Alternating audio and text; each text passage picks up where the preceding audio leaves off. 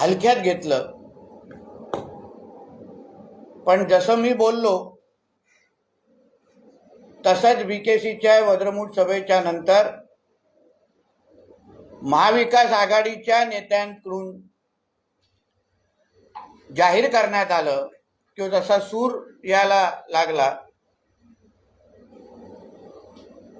की पुढे होणाऱ्या वज्रमूठ सभा या रद्द झालेल्या आहेत.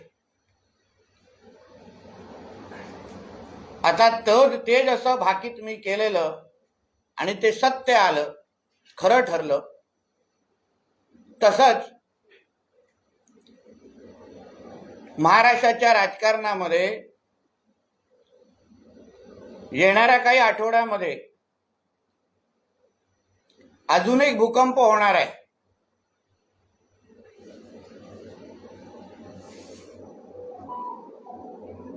संजय राजाराम राऊत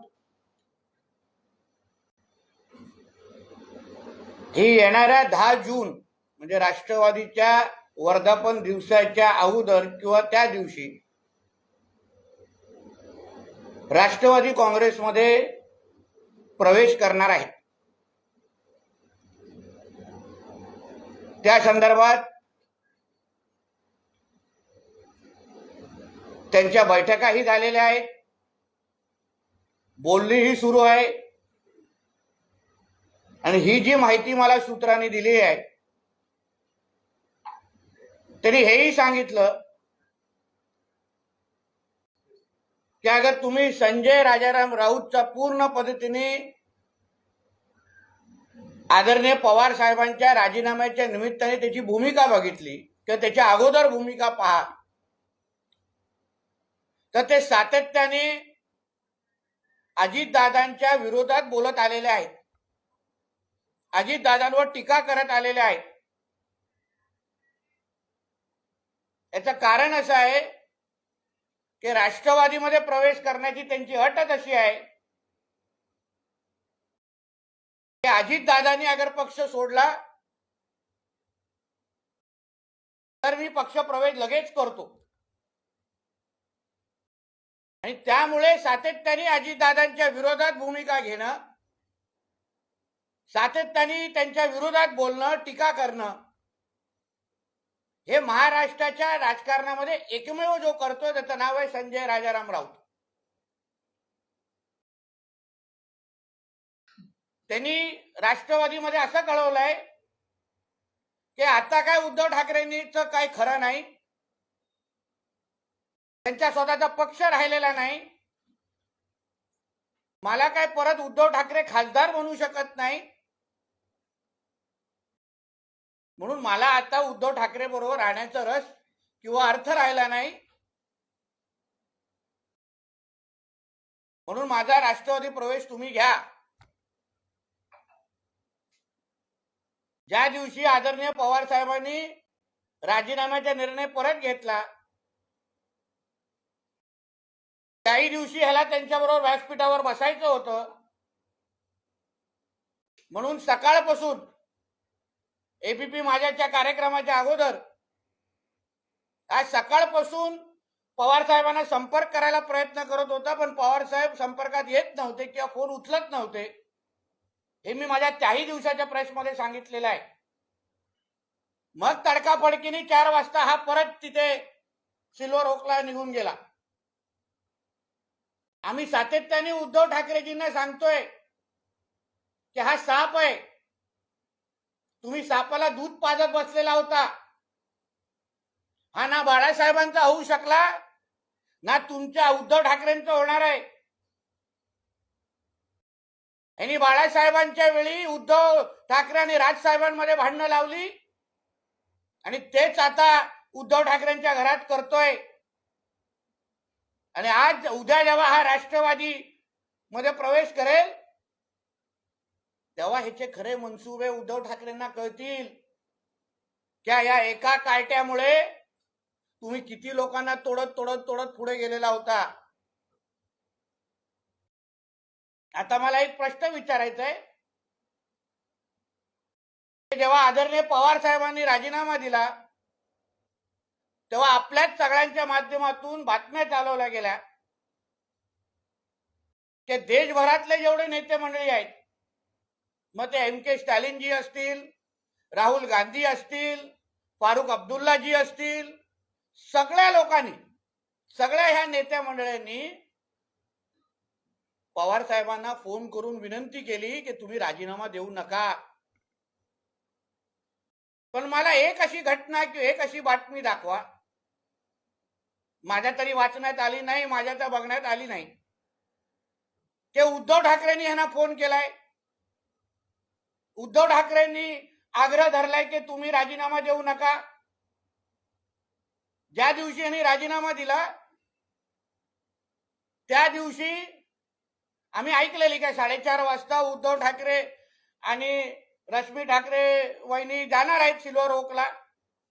ती भेट काय झालेली मला दिसत नाही, कारण कुठे फोटो तो आले नाही. हे नेमकं काय षडयंत्र आहे? उद्धव ठाकरेंना एकटं पाडण्याचा काय प्रयत्न संजय राजाराम राऊतचा आहे का? त्यांची भेट कशी व्हायला देत नाहीयेत? स्वतः 4-4दा जाणार, स्वतः हा फोन करायला प्रयत्न करणार, पण त्यांची काय भेट व्हायला देत नाही. आज त्या सामन्यामध्ये रोखोक लिहिलेला आहे, म्हणजे स्वतःच्या मालकाला किती अडचणीत आणायचं ह्याला काय मर्यादा असतात. रोकटोक मध्ये लिहिलंय का बाबा मी कर्नाटक निवडणुकीला प्रचाराला गेलो होतो, एअरपोर्टला उतरलो, काँग्रेसची दलाली करण्यासाठी गेलो होतो, कारण का ज्या महाराष्ट्र एकीकरण समितीचा प्रचार करायला हा कार्टा गेलेला आणि तिथे भाषण कोणाच्या विरुद्ध केली? फक्त भारतीय जनता पक्षाच्या विरोधात केली. पण महाराष्ट्र एकीकरण समिती चे उमेदवार हे काँग्रेसच्या विरुद्ध पण लढतायत. जे आमच्या फडणवीस साहेबांनी सांगितलं की संजय राऊतनी काँग्रेसची दलाली करायची बंद करावी, कारण तुम्ही बातमी वाचली असेल की काँग्रेस महाराष्ट्र एकीकरण समितीने आमदार प्रणिती शिंदेची पण सभा उधळली. हा तिथे जाऊन भारतीय जनता पक्षावर टीका करतो आणि काँग्रेसचा चाटण्याचे काम करतो. मग रोकटोक मध्ये जे लिहिलंय की मी एअरपोर्टवर उतरल्यानंतर पुरा एअरपोर्ट पंतप्रधानांच्या सुरक्षेसाठी हातात घेतलं होतं, पंतप्रधानांच्या प्रचारासाठी लोकांचा पैसा वापरला जातो, तो पैसा जनतेचा आहे, त्याचा हिशोब पंतप्रधानांकडून दिला जात नाही, उमेदवारांकडून दिला जात नाही, पण विरोधकांकडून हिशोब मागितला जातो. मग मला प्रश्न संजय राजाराम राऊतला विचारायचा आहे, जेव्हा महाविकास आघाडीचे सरकार होतं तेव्हा तुझा आदित्य ठाकरे, तेव्हाचा पर्यटन मंत्री, मुख्यमंत्रीचा मुलगा, म्याव म्याव करायला जो काय डावोसला गेलेला, तो काय डावोसला एकटा गेला नव्हता. हे संमेलन झाल्यानंतर पण तो जे दिवस राहिलेला सुट्टी करायला, ते कोणाच्या पैशावर गेलेला? कोणी त्याच्या बरोबरच्या लोकांचे तिकीटचे पैसे काढलेत? हॉटेलचे खर्च कोणी दिलेत? मग तो वरुण सरदेसाई नावाचा सरकारी भाचा जो तिथे डावोसला मिरवत होता, मग तो त्याच्यावर लंडनला गेला. आदित्य ठाकरेचे वडील इथे आजारी असताना, उद्धव ठाकरे जसलोकला असताना, तर तिथे त्यांच्या त्या खर्च, ते जे काय तो फिरला वरुण सरदेसाई आणि अन्य 2 बॉलिवूडचे मित्र जे तिकडे होते, ते कुठल्या चित्रपटच्या शूटिंगसाठी गेलेले?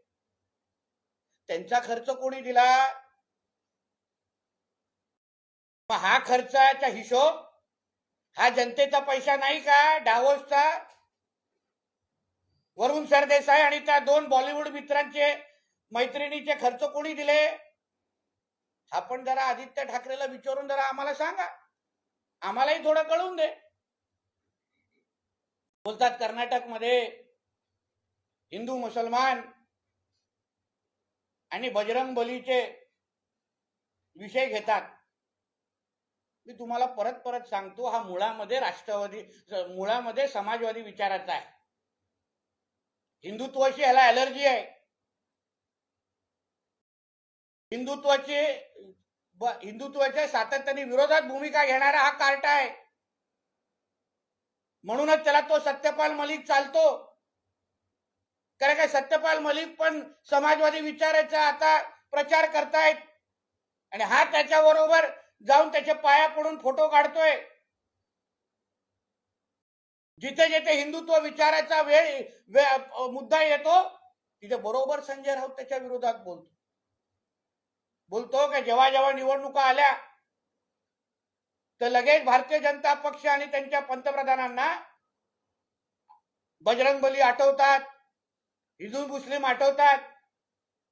मग तुझा मालक मुंबई महापालिका निवडणुका जवळ आल्यानंतर मराठी माणसाच्या नावाने कसा फुटफुटतो? मुंबई महाराष्ट्रातून तोंडाची भाषा. तुझा मालक आणि त्याचा कार्टा मुलगा त्याबद्दल कशी भाषणं देत फिरतो. तेव्हा तुला हे सगळं बोलायचं का वाटत नाही? कुठलीही निवडणूक मुंबई महापालिकेची जवळ आली हे बाप लेख लगेच सुरू होतात.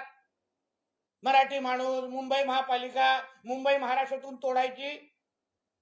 पहिले तू तुझ्या बुडाखाली काय आग लागली ती बघ आणि मग आमच्याबद्दल बोल.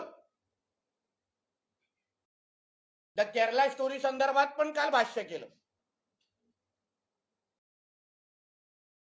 बोलतो देशाचे पंतप्रधान आणि भारतीय जनता पक्षाचे लोक अशा पद्धतीचा चित्रपट काढतात, प्रोपागंडा चालवतात, हिंदू मुस्लिम करतात.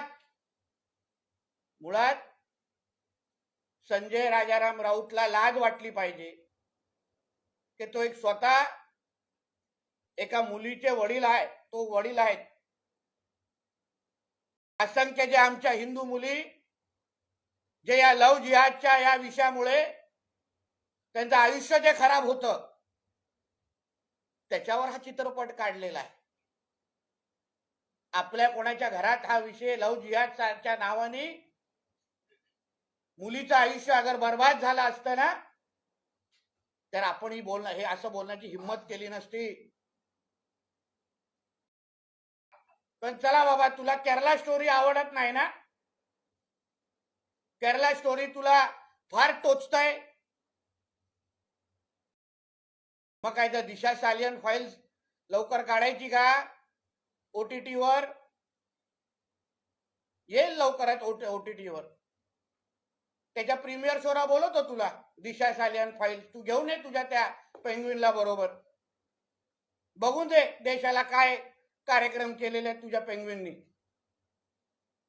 किंवा अजून पुढचं सांगतो, दिशा सालियन फाईल्स आवडत नसतील तर आजकाल संजय राजाराम राऊतला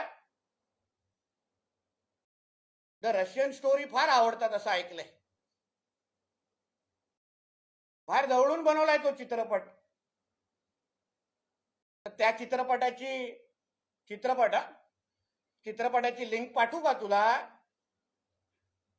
रविवार आहे, घरी बसून बघ फॅमिली बरोबर. म्हणून उगाच आमच्या तोंडी लागू नकोस. तुझी जरा रशियन स्टोरी आणि दिशा सालियन फाईल जरा बघत बस आणि मग आमच्यावर कुठलेही आरोप करत बस. तू जेवढा तोंड उघडशील तेवढे तुझे कपडे ठेवणार नाही, एक लक्षात ठेव. काल महाराष्ट्राचा सर्वात मोठा दलाल हा रत्नागिरी बारसू मध्ये गेलेला.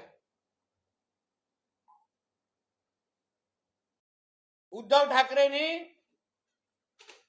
तिथे जाऊन तिकडच्या कातळ शिल्पाची पाहणी केली. म्हणे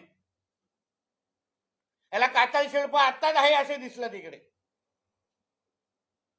मुख्यमंत्री असताना ते पत्र समर्थनाचं देताना त्याला ते कातळ शिल्प दिसलं नाही. ते आत्ताच तिथे आलेलं आहे. हा मुख्यमंत्री असताना घरात एवढा बसायचा, फेसबुक लाईव्ह एवढा करायचा की जमिनीवर काय चाललंय ह्याला दिसणारच नाही. आणि तिथे सांगतो की कातळ शिल्प आहे. आणि मी जेव्हा मुख्यमंत्री होतो तर तेव्हा गद्दारांनी मला चुकीची माहिती दिली आणि मी ती चुकीची माहिती ऐकली आणि समर्थनाचं पत्र देऊन टाकलं. अरे वा, बऱ्यापैकी ऐकतोस तू. तेव्हा शिंदे साहेबांचं, उदय सामंतजींचं बरं ऐकतो. म्हणजे तुला तेव्हा शिंदे साहेब आणि त्यांच्या बरोबरचे तुझे पक्षाचे आमदार ओरडून ओरडून बोलत होते की साहेब महाविकास आघाडी तोडा, भारतीय जनता पक्षावर जावा, हिंदुत्वाचा विषय हातात घ्या. ते तुला ऐकायला झालं नाही. म्हणजे सिलेक्टिव्ह हिअरिंग ज्याला म्हणतो तेवढाच ऐकायचं. कातळ शिल्प किंवा बारसूच्या बद्दल जी माहिती दिली ती माहिती लगेच ऐकली आणि लगेच समर्थनाचं पत्र देऊन टाकलं. मग शिंदे साहेब ओरडून ओरडून बोलत होते की आपण भारतीय जनता पक्षावर गेलं पाहिजे. ते तसंच का ऐकलं नाही? पोचले नव्हते म्हणून 100 कोटी मोदत बसलेला होता म्हणून कर्जतच्या फार्म हाऊसवर जमिनीच्या खालती किती खोदून ठेवलंय, किती साठवून ठेवलं हे कधीतरी जेसीबी पाठवून ते महाराष्ट्र सोडा. तुम्ही तुमच्या जोरावर, उद्धव ठाकरेच्या जोरावर फक्त मुंबई बंद करून दाखवा. उद्धव ठाकरेच्या जोरावर फक्त मुंबई बंद करून दाखवा. त्याला त्याहीपेक्षा अजून सोपं तुम्हाला देतो. मुंबई सोडा. उद्धव ठाकरेंनी त्याच्या जोरावर कलानगर बंद करून दाखवावं. मी मानीन त्याला. म्हणून उगाचच्या मोठ्या मोठ्या बाता करू नका. महाराष्ट्र पेटवणं आता तुमच्या ताकदीमध्ये राहिलेलं नाहीये. पहिलं बघा कलानगर बिलानगर बंद होतं का आणि मग आपण बघू पुढचं काय. म्हणून संजय राजाराम राऊतला राष्ट्रवादी प्रवेशासाठी मी शुभेच्छा देतो. धन्यवाद. काय असेल तर विचार. हिंदी में ले लेते. विकास आघाड़ी की बीकेसी में वज्रमुठ सभा होने वाली थी. उसके पहले कुछ हफ्तों पहले ही मैंने कहा था, बयान दिया था कि ये महाविकास आघाड़ी की आखिरी सभा है. और तभी बहुत लोगों को मेरे पे विश्वास नहीं हुआ था. और महाविकास आघाड़ी की जैसी ही बीकेसी में सभा हो गई, उसके बाद कुछ दिनों बाद महाविकास आघाड़ी के ही लोगों ने अलग अलग कारण देके ये डिक्लेयर कर दिया, जाहिर कर दिया कि इसके बाद वज्रमुठ सभा होने वाली नहीं है, रद्द हो गई. उसी तरह आने वाले कुछ हफ्तों में या तो 10 जून को जब राष्ट्रवादी कांग्रेस का वर्धापन दिन होता है,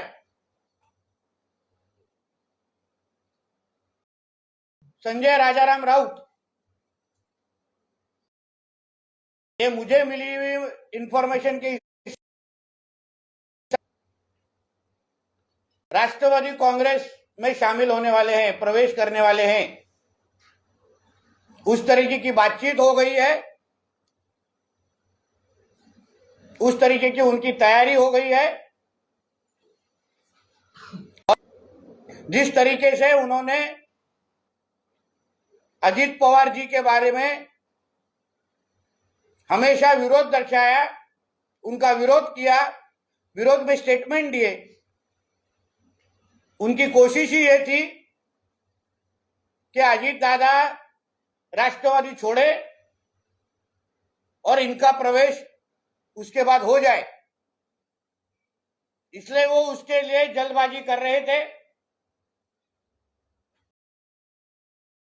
उनकी कंडीशन यही है कि अगर अजीत दादा ने राष्ट्रवादी छोड़ी तो तुरंत राष्ट्रवादी में प्रवेश करेंगे। उनको जिससे भी वो बात कर रहे हैं अंदर राष्ट्रवादी में, उन्होंने उनको ऐसा कहा कि अभी उद्धव ठाकरे राजनीतिक दौर से खत्म हो चुके हैं, वो मुझे अभी सांसद बना नहीं पाएंगे, अभी ठाकरे सेना का कुछ वजूद बचा नहीं है, इसलिए मुझे मेरे भविष्य के लिए मुझे राष्ट्रवादी कांग्रेस में आना है। इस तरीके की कोशिश उनकी हो रही है। इसके लिए आने वाले समय में वो राष्ट्रवादी कांग्रेस में के मंच पे हमको दिखेंगे। उनको जिस दिन पवार साहब ने अपना रेजिग्नेशन वापस लिया, उसी दिन वो कोशिश कर रहे थे कि एनसीपी के प्लेटफॉर्म पे दिखे, मगर उस दिन सुबह से पवार साहब उनका फोन उठा नहीं रहे थे, इसलिए वो बेचैन होके आखिर में 4 बजे पवार साहब के सिलो रोड के बंगले पे निकल गए थे। मुझे एक सवाल पूछना है कि जब भी पवार साहब ने अपना राजीनामा दिया, रेजिग्नेशन दिया, इस्तीफा दिया, तभी देश भर के सभी विरोधी दल के नेता, लीडर, फिर वो राहुल गांधी हो, एमके स्टालिन जी हो, फारूक अब्दुल्ला जी हो, ये सभी बहुत लोगों का पवार साहब को फोन आया कि आप इस्तीफा मत दीजिए, विरोधी दल को साथ में करने के लिए आप हमें चाहिए। इस तरीके के फोन उनके आए, मगर मुझे किधर भी पढ़ने नहीं मिला या देखने नहीं मिला कि उद्धव जी ठाकरे का उनको पवार साहब को फोन गया कि आप इस्तीफा मत दो। मुझे लगता है उसी दिन उद्धव जी ने प्रेस कॉन्फ्रेंस भी ली थी एक दिन पहले, 4 तारीख को। उसमें भी उन्होंने कुछ कहा नहीं, मिलने की कोशिश की नहीं। जो कुछ इंफॉर्मेशन न्यूज मैंने सुनी थी कि जिस दिन पवार साहब ने इस्तीफा दिया, उसके 4:30 को, शाम दोपहर के 4:30 को उद्धव जी उनके फैमिली के साथ उनको मिलने जाने वाले थे, पर इस तरीके का कोई भी फोटो या कोई भी न्यूज उसके बाद मैंने सुनी नहीं। तो ये जो बार बार कोशिश हो रही है उद्धव ठाकरे जी को अकेला करने का, मतलब उनको राजनीतिक तरीके से खत्म कर देने का, ये जो कोशिश संजय राजाराम राउत बार बार कर रहे, उन्होंने पहले बाला साहब ठाकरे होने के वक्त राज ठाकरे साहब और उद्धव ठाकरे के बीच में झगड़ा लगाया, और अभी उद्धव ठाकरे को के फैमिली में भी झगड़ा लगाने वाला यही संजय राजाराम राउत है। इसलिए आने वाले 10 जून तक या उसके पहले मैं संजय राजाराम राउत को उनके राष्ट्रवादी कांग्रेस पार्टी के प्रवेश के लिए शुभकामनाएं देता हूं।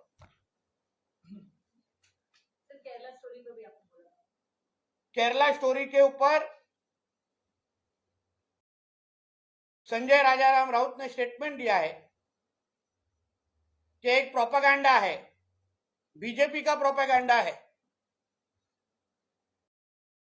हिंदू मुस्लिम के बीच में दरार लगाने का प्रोपेगेंडा है।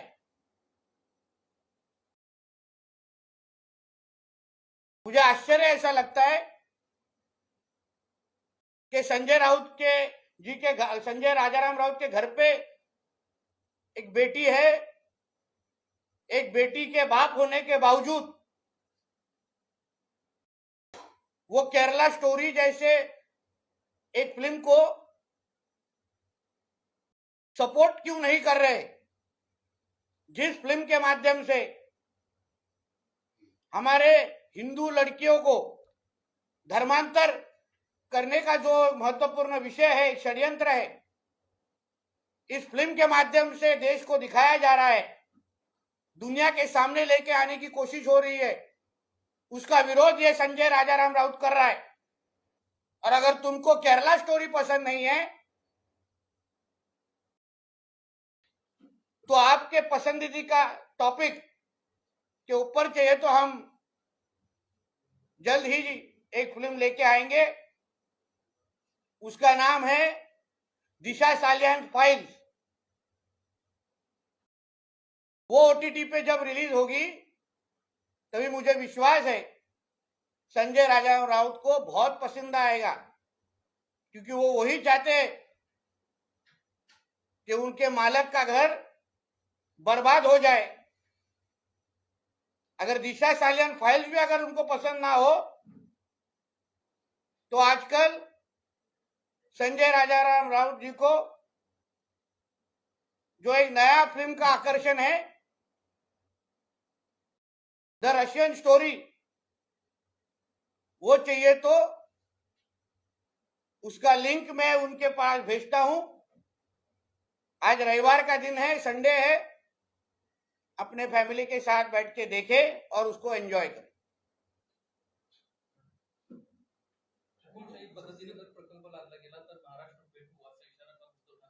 मी बोललो ना, उद्धव ठाकरेंनी महाराष्ट्र पेटवण्याची भाषा फार मोठी झाली। स्वतःच्या ताकदीवर त्यांनी मुंबई बंद करून दाखवावी, स्वतःच्या ताकदीवर, हा, महाविकास आघाडी नाही। आणि मी म्हणून त्यांना अजून सोपं केलं, मला मुंबई पण सोडा उद्धवजी, तुमच्या ताकदीवर तुम्ही तुमचा कलानगर बंद करून दाखवा, कारण तिथं स्थानिक आमदार पण तुमचं ऐकणार नाही, तो पण काँग्रेसचा आहे। म्हणून मुंबई महाराष्ट्र हे तुमच्या झालं।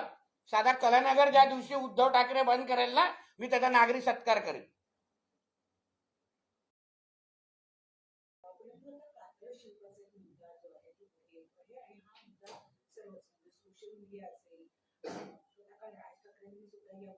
तो काय तिथेच प्रकल्प होणार आहे। पहिलं ती सगळी माहिती सर्वे करून सॉइल टेस्टिंगचा रिपोर्ट आल्यानंतर ही सगळी माहिती घेऊन केंद्र सरकारकडे पाठवलं जाणार। आम्ही पहिल्या दिवसापासून बोलतोय की पहिलं त्यांचा सर्वे होऊन द्या, त्यांच्या सॉइल टेस्टिंग होऊन द्या, त्याच्या आधारे जो काही रिपोर्ट येईल त्याच्यावर निर्णय घेतला जाईल ना। पण तिथेच होणार, बारसूमध्येच होणार, एवढं नुकसान होणार, मग ती आंदोलन विरोधाच्या नावाने उभी केली गेली। मला फक्त एक साधा प्रश्न उद्धवजींना आणि त्यांना विचारायचं, काल तुम्ही ज्या लोकांना बारसूमध्ये भेटला ते खरंच स्थानिक होते का, त्याचे जरा प्रश्न मला उत्तर विचारावं।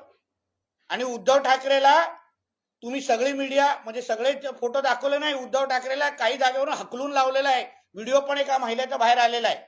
म्हणून तुमचा मुद्दा एवढाच आहे की जे आता कातळ शिल्पाच्या संदर्भात विचारलं जात आहे त्याचा अभ्यास केला जाईल, माहिती केंद्र सरकारकडे पाठवली जाईल आणि मग केंद्र सरकार नेमकं काय करायचं, कसं करायचं। कारण का जुनी जमीन पण ॲक्विजिशन केलेली आहे, जे वादित गाव होते नाणार आणि अजून एक गाव, दोन प्रॉब्लेम गाव होती, ती वगळली गेलेली आहे आणि ती जुनी,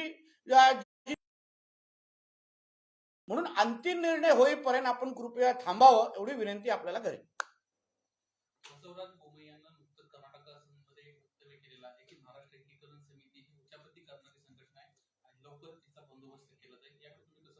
मी आता एक लक्षात घ्या, आणि आमचं उद्या भारतीय जनता पक्षाचं सरकार आल्यानंतर आमच्या मराठी माणसाची काळजी कशी घ्यायची हे तुम्ही आमच्या फडणवीस साहेब आणि अन्य लोकांवर सोडा ना। आम्हाला काय संजय राऊत समजलाय का, उद्धव ठाकरे समजलाय का? संजय राऊत यांनी पत्राचारमध्ये त्या मराठी माणसाची काय अवस्था केली, तशी अवस्था आमच्या बेळगावच्या मराठी माणसाची आम्ही व्हायला देणार नाही। म्हणून कोणालाही काही स्टेटमेंट देऊन दे, आम्ही तिकडच्या मराठी माणसाला सुरक्षित ठेवण्यासाठी भारतीय जनता पक्ष देवेंद्रजींच्या नेतृत्वाखाली सक्षम आहे। राजस्थान कल उद्धव ठाकरे ने अपने भाषण के दौरान कहा कि अब बीजेपी तड़ीपार का नारा लगाई है, इनको बजरंगबली और हिंदुत्व सिर्फ चुनाव के दौरान याद आता है। इसको लेकर क्या? तो उनको भी मुंबई महापालिका आने के पहले उनको कैसे मराठी मानुस का विषय याद आता है, उनको कैसे मुंबई को महाराष्ट्र से तोड़ने की भाषा याद आती है। और उद्धव ठाकरे का राजनीतिक लव जिहाद हो चुका है, उसको कभी भी हिंदुत्व पसंद आएगा नहीं, उनको कभी भी बजरंग दली पसंद आएंगे नहीं, उनको कभी भी राम सीता या हमारे कृष्ण भगवान आएंगे नहीं, क्योंकि वो अभी हिंदू रहे ही नहीं, राजनीतिक लव जिहाद हो गया, इसलिए वो अभी उनको जिहादीन की भाषा उद्धव ठाकरे करेंगे। बीजेपी तड़ीपार का नारा लगा रहे हैं वहां पे, किसको? वो कह रहे हैं कि बीजेपी को तड़ीपार कर दो। जो खुद ही महाराष्ट्र के राजनीति से तड़ीपार हो चुका है, वो क्या दूसरों की तड़ीपार की भाषा करेंगे? पहले खुद का देखो, खुद का एड्रेस क्या है पहले बताओ। राजस्थान के सीएम जो है अशोक गहलोत कह रहे हैं कि प्रधानमंत्री को कैंपेन के लिए बैन करना चाहिए क्योंकि रिलीजियस स्लोगन यूज किया जा रहा है कर्नाटक इलेक्शन। हाँ बराबर है। फिर वो जो ओएसी वो बोल रहे हैं कि वोटिंग करने के पहले सुबह की नमाज पढ़ के जाके वोटिंग करो, वो उनको दिखा नहीं जा रहे, वो उनको देख नहीं रहे। ओएसी का तुम स्पीच देखो कि सुबह का 5 बजे की नमाज पढ़ो और फिर के बटन दबाओ। पहले ओवैसी के खिलाफ बोलने की हिम्मत कांग्रेस वाले रखे ना, उनको सारी ताकत हिंदुओं के ऊपर दिखाने आती है, हिंदुत्व के खिलाफ बोलने की ताकत है। कभी ये जिहादी के विरुद्ध बोलने की ताकत कांग्रेस वालों ने करो ना, ये भी दहशतवाद टेररिस्ट की भाषा करने वाले कांग्रेस वाले। नितेश जी, बाबा बागेश्वर मुंबई महाराष्ट्र में है 3 दिन के दौरे पर। जितेंद्र आव्हाड ने कहा है कि यहाँ पर आने वाला भी बेशरम है और जो वहाँ पर जिसने आयोजन किया है वो भी बेशरम है, उनको बुलाने वाला भी बेशरम है और इसको महाराष्ट्र की सरकार। देखिए ऐसा है कि जितेंद्र आव्हाड ये एक चाइनीज मॉडल हिंदू है, उनको मुमरा में रह के अगर वो ऐसी भाषा नहीं करेंगे तो मुमरा में उनको 5 वोट भी मिलेंगे नहीं। हिंदू रह के ये ऐसी हिंदुओं से ही आज हिंदुओं का सबसे बड़ा नुकसान हुआ है। इसलिए जितेंद्र आव्हाड ने ये सोचना चाहिए कि उनके डेथ और बर्थ सर्टिफिकेट पे मुमरा का आमदार नहीं लिखा जाएगा, एक हिंदू लिखा जाएगा। वो कभी तो उन्होंने याद रखना चाहिए। 5 मतं वाढली पाहिजे म्हणून ते हिंदूंचा आणि हिंदुत्वाचा द्वेष करतात। पण त्यांना फक्त एवढा आठवण करून देईन परत परत की त्यांच्या जन्म आणि मृत्यूपत्रावर मुमराचा आमदार लिहिलं जाणार नाही, तिथे हिंदू म्हणून लिहिलं जाईल, एवढी फक्त आठवण त्यांनी ठेवावी। उद्धव ठाकरे के नेता राहुल कनल ने बाबा बागेश्वर के खिलाफ शिकायत दी थी, लेकिन अब उनका कार्यक्रम यहाँ पर हो रहा है। तो कनल का कहना है कि महाराष्ट्र की सरकार शिवाजी महाराज का अपमान करने वालों को बुलाती है, तुकाराम महाराज का अपमान करने वालों को बुलाती है, उनको लेकर क्या कहेंगे? राहुल कनाल ने ये कितने बजे ट्वीट किया वो जरा देखिए, क्योंकि मैंने सुना है कि आज असे नवनवीन व्हिडिओ पाहण्यासाठी कोकणशाहीचं यूट्यूब चॅनल सबस्क्राईब करा व बेल बटन प्रेस करा। तसेच फेसबुक पेज लाईक करा आणि इंस्टाग्राम पेज व ट्विटर पेजला फॉलो करायला विसरू नका।